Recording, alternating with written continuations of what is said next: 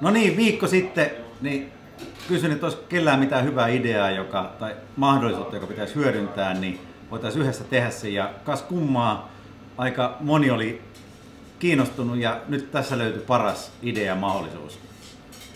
Katsotaan, mistä se on kysymys. Moi, kuka sä oot? Terve Marko. Panu Porkka Voucher Finlandilta.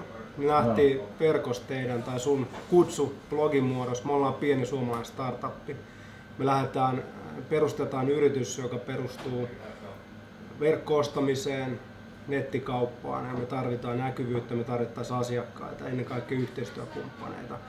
Meillä on pieni budjetti, meillä on kova halu, me laitetaan varmasti sormet ja nyrkit saveen, mutta me tarvittaisiin joku helvetin hieno kampanja, jolla me saataisiin näkyvyyttä ja pystyttäisiin lanseeraamaan tämä. No mutta tehdään sellainen. Tähän käteen, toihan kuulostaa hyvältä.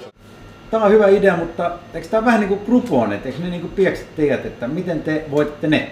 No siis perustoimintatavaltaan kyllä, mutta me räätälöidään meidän tuote selkeästi paremmin. Me ei lähdetä myymään OpenTent jotain tuotetta, mitä tämä kyseinen yritys ei pysty edes tuottamaan, tai palvelua, mitä se ei pysty tuottamaan. Vaan me lähdetään rehellisesti siitä, että jos sä pystyt 100 tai 200 lippua myymään, me myydään se 100 tai 200. Ja sen jälkeen katsotaan, mikä on seuraava steppi. Saadaan kasvatettua teitä, meidän yhteistyökumppaneita ja palvelee heitä sillä tavalla aidosti. Voihan kuulostaa hyvältä. Nythän jos on suomalainen firma, niin sehän kannattaa ottaa se tuolta eikä jostain Grouponista, kun se on varmaan kalliimpia, vaikeampia, ne lopulta kusettaa. Et jos tekee teidän kanssa, niin te olette varmaan niin kivempiä jätkiä kuin joku Mr. Niin kuin Groupon. Aivan varmasti. Kyllä.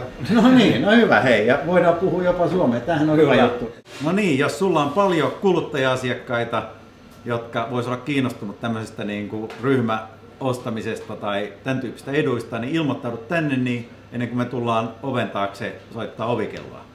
Me ollaan teidän luona siellä ihan kohta.